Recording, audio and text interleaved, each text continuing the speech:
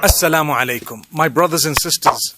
Difficult times, loss of loved ones, loss of jobs, loss of so much, people being affected, difficulties. However, there is a lot of hope, and inshallah, things are getting better. እንዴት በግድ መውጋት አለ እንዴ? አይሻልም? ሰው በሀገሩ ሰላማዊ ሆኖ መኖር አይችልም እንዴ? ሰዎች ቪዲዮ አትስራ ወጋ ያለው እያለኝ ነው። አንዱ ጨለል ማለት ነው። ፊቱን ላሳያችሁ። በገዛ ቪዲዮ የገዛ ስልኬ በገዛ እንትኔ ቪዲዮ ስሰራ ቪዲዮ አሰራም እና እቺ መቀመጥባት ቦታ ናት። እንግዲህ አይታችሁታ እና ምቀኛ የሚሆንባችሁ ሰው ማለት ነው እዚሁ እና አጠገባችሁ ላይ ያለ ሰው ነው ማለት ነው። ቪዲዮ አሰራም እያለ ይሆንና ወጋ ያለው እያለኝ ነው። የሰማችሁ ነው። እና አብዛኛውን ጊዜ እኔ እስካሁን የምሬ ነው የምላችሁ ዩቲዩብ ላይ ቢያንስ ከሺዎች በላይ ሰብስክራይበሮች ብዙ ሰብስክራይብ ይኖረኝ ነበር ማለት ነው።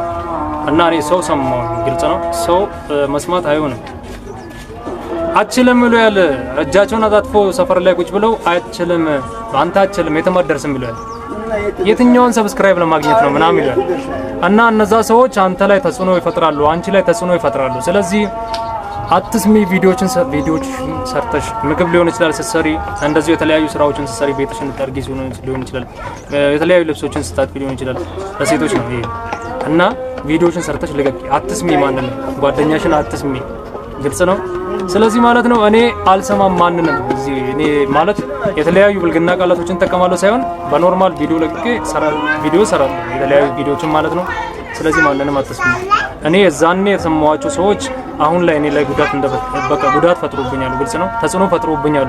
እነዛ ሰዎች አሪፍ የተንቀሳቀስኩኝ ያለ ነው የተለያዩ እንትኖችን በመጠቀም ማለት ነው እና ቪዲዮ እንዳልሰራ ያደረጉኝ ማለት ነው። ስለዚህ ደግሞ እኔ እነሱን አልሰማም።